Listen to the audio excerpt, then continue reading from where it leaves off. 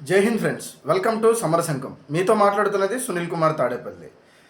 ప్రస్తుతం వైఎస్ఆర్సీపీకి జనసేన పార్టీకి మధ్యలో ఒక చిన్న వారైతే జరుగుతుందండి. దేని గురించి అంటే వైఎస్ఆర్సీపీకి 2024 ఎలక్షన్స్లో 39% ఓటింగ్ షేర్ వచ్చింది, 11 సీట్లు వచ్చినాయి. జనసేన పార్టీకి 21 సీట్లు వచ్చినాయి, 7% ఓట్ షేర్ వచ్చింది. చూడండి, మేమే గొప్ప, మాకు 39% ఓట్ షేర్ వచ్చింది, మాకు 11 సీట్లు వచ్చినాయి, మాకు ప్రతిపక్ష హోదా ఇవ్వాల్సిందే అని చెప్పి అంటున్నారు. నేను ఈ వీడియోలో దాని గురించి చెప్పబోతున్నాను. వీడియో చివరి వరకు చూడండి, పెద్ద లెంత్ ఏమి ఉండదు. మీ కమెంట్ కూడా కింద పెట్టండి, మీ ఏమనుకుంటున్నారు, ఏంటి మీ ఉద్దేశం ఏంటి అనేది కూడా. నా కంటెంట్ కానీ మీకు నచ్చితే please like, share and subscribe. ఇంకా వీడియోలోకి వెళ్ళిపోదాం. వైఎస్ఆర్సీపీ వాళ్ళకండి అసలు ఆ పార్టీలో అందరూ మేధావులే ఉన్నారో ఏంటో ఏమో అర్థం కాదండి. అందరూ అంత మేధావితనం అనేది నేను ఏ పార్టీలోనూ చూడాల. బేసిక్ కామన్ సెన్స్ అండి. కాన్స్టిట్యూషన్ ఆఫ్ ఇండియా ప్రకారం ఏంటి, సీట్సే మ్యాటర్. అసలు ఓట్ షేర్ అనేది అసలు ఓట్ షేరు అనేది లేదండి. అంటే దాన్ని ఏమంటారంటే కొన్ని దేశాల్లో ఎలా ఉందంటే వాళ్ళకి ప్రపోర్షనేట్ రిప్రజెంటేషన్ అని చెప్పి ఉంటుంది. ప్రపోర్షనేట్ రిప్రజెంటేషన్ అంటే ఏంటంటే ఇప్పుడు టీడీపీ పార్టీకి 45% ఓట్ షేర్ వచ్చింది. ఈ 40% వచ్చింది కాబట్టి ఆ 40% సంబంధించినటువంటి మెంబర్స్ అనేవాళ్ళు ఉంటారు. ఓకే, జనసేన పార్టీకి 7% వచ్చింది కాబట్టి ఈ 7%కి సంబంధించినటువంటి ఆ 7% వరకే పబ్లిక్ రిప్రజెంటేషన్ ఉంటుందన్నమాట. అంటే ఏంటంటే ప్రతినిధులు ఉంటారు సభల్లో. నెక్స్ట్ ఇంకోటి 39% వైఎస్ఆర్సీపీకి వచ్చింది కాబట్టి 39% ఉంటారు అని చెప్పి ఉంటుంది. అలాగూ అది ప్రపోర్షనేట్ అనమాట. ఇది ఆల్రెడీ జర్మనీ వెళ్ళండి అని చెప్పి పవన్ కళ్యాణ్ గారు చెప్పారు కూడా. జర్మనీ వెళ్ళి మీరు జర్మనీలో కంటెస్ట్ చేయండి, ఆ ప్రపోర్షనేట్ రిప్రజెంటేషన్ అంతా అక్కడ ఉంది అని చెప్పేసి చెప్పారు. చాలా బాగా చెప్పారు. ఇంతకీ వీళ్ళకి ఎంత చెప్పినా అర్థం కాదండి. అసలు బోర్డులు పెట్టేసి అదో పెద్ద సైంటిఫిక్ క్యాలిక్యులేటర్ లాగా, వీళ్ళేదో పెద్ద సైన్స్లో పెద్ద కొత్తదేదో కనుక్కున్నట్టుగా 40% ఓట్ పర్సంటేజ్ ఉంది, మాకు 39% ఓటింగ్ శాతం ఉంది, మేమే ఎక్కువ అని చెప్పి అంటున్నారు. ఏమండి, అసలు ఓటింగ్ పర్సంటేజ్ అన్నది అసలు భారతదేశ రాజ్యాంగంలోనే లేదు. అసలు ఆ కన్సిడరేషన్ అనేది సీట్సే మ్యాటరు. ఆ లెక్కనైతే 28% ఓటింగ్ షేర్ వచ్చిందండి కాంగ్రెస్ పార్టీకి. మాకు 20% ఉంది కాబట్టి మేము 28% మేము ఉంటాం అని చెప్పంటే ఊరుకుంటారండి? ఊరుకోరు కదా.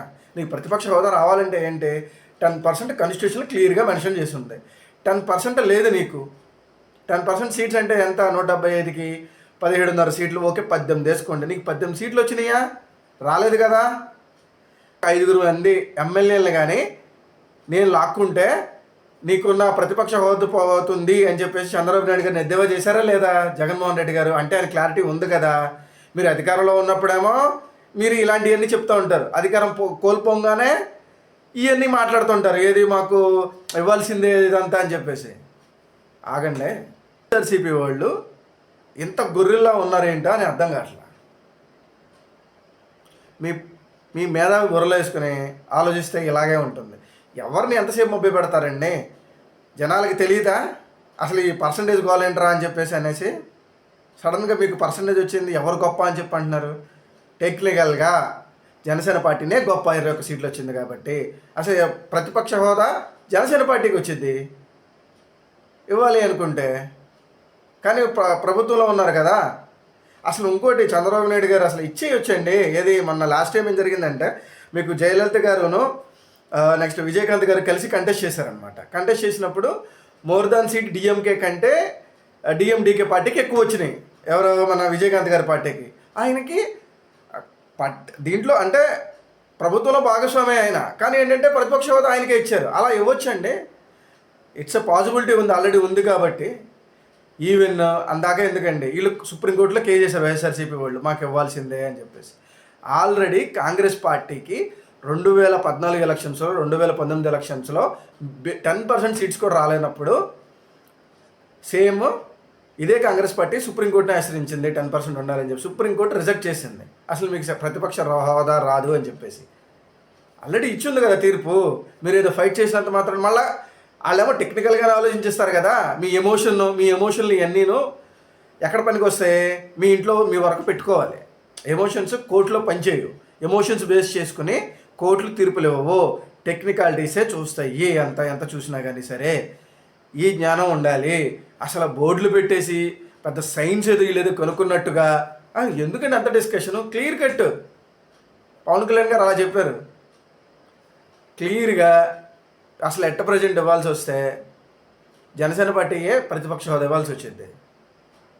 7% ఓటింగ్ ఉన్నా మీకు 7 ఉంది, మాకు 39 ఉంది, మాకు ఇవ్వాల్సిందే అంటే ఎవరో అసలు ఆ రిప్రజెంటేషన్ అనేది లేనప్పుడు, ప్రపోర్షనల్ రిప్రజెంటేషన్ లేనప్పుడు సుప్రీంకోర్టు అయినా సరే ఎందుకు ఇచ్చేద్దండి? మీరు కోర్టులో కేసేసిన వాళ్ళకి ఉండొద్దా? ఇవన్నీ వాళ్ళకి తెలుసు, కోర్టులో రిజెక్ట్ అవుతాయి అని కూడా వాళ్ళకి తెలుసు. కానీ ఏంటి అంటే ఏదో ఇప్పుడు జనాలు ఉన్నారు కదా వైఎస్ఆర్సీపీ వాళ్ళందరినీ మభ్యపెడతానికి నెక్స్ట్ ఎలక్షన్ వరకు మాతో ఉంచుకుంటానికి ఈ ప్లాన్స్ ఇవన్నీ. అది ఈవీఎంలు అసలు ఈవీఎంలో మ్యానిపులేట్ చేశారు. నీకు 151 సీట్లు వచ్చినప్పుడు ఈవీఎంలు రావలేదా నీకు? అది 23 సీట్లు వచ్చినాయి కదా. అప్పుడు మాత్రం ఈవీఎంలు కావలేదు, మీరు సొంతంగానే గెలిచేశారు. మీరు కొంచెం బుర్రలో వాడండి అండి జగన్మోహన్ రెడ్డి గారు. ఏం చెప్తారు మీ వాళ్ళందరికీ?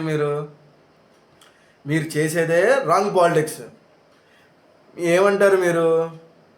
అసలు ఇప్పుడు ప్రజెంట్ ఏం చెప్తున్నారు? అసలు మీ అమ్మఒడి ఇవన్నీను ఇవ్వట్లేదు, ఇంకా మనకే వచ్చేస్తారు. 40% ఓటింగ్ ఉంది, మనం ఇంకో 4-5% యాడ్ అయితే చాలు, యాంటీ ఇన్కంబెన్సీ వచ్చేస్తుంది, మాకు వచ్చేస్తుంది అని చెప్పేసి అంటారు. మీరు నోటి కాడి నుంచి కింద వరకు మీరు మేపారండి, అయినా కానీ మీకు ఓట్లు వేయలేదు. మీరు ఆలోచించుకోవాలి. ఏది మేము ఎంత చేసినా కానీ మాకు ఓట్లే లేదు, 11 సీట్లే, అట్లీస్ట్ మీకు 50 సీట్లు కూడా కాదు, ప్రతిపక్ష హోదా కూడా రాకుండా కూర్చోబెట్టారు మిమ్మల్ని, మీ 2 కాళ్ళు ఎరక్కొట్టేసి తిరగనేయకుండా. అయినా కానీ సరే బుద్ధిజ్ఞ లేకుండా మీ కార్యకర్తలు ఎందుకంటే అలా మోసం చేస్తారు? అసలు మీరు ఎంచుకున్న పందానే తప్పు. ఎంతసేపు మభ్య పెడతాం అని చూసే కదండి 2024 ఎలక్షన్స్ ఓడిపోయింది. జనాలు పిచ్చోళ్ళు అనుకున్నారండి, ఒక్కసారి మోసం చేస్తారండి మీ అబద్ధాలని. ప్రతిసారినా ఇలాగే ఉంటుంది. వైఎస్ఆర్సీపీ సోషల్ మీడియా అంతా ప్రజెంట్ రెచ్చిపోతున్నారండి.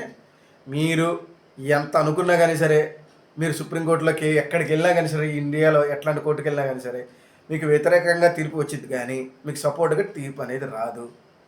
21 సీట్స్ 7% ఓటింగు, 11 సీట్లు 37% ఓటింగు. ఈ పర్సంటేజ్ అనేది ఉండదు, అసలు రిప్రజెంటేషన్ లేదు కాబట్టి.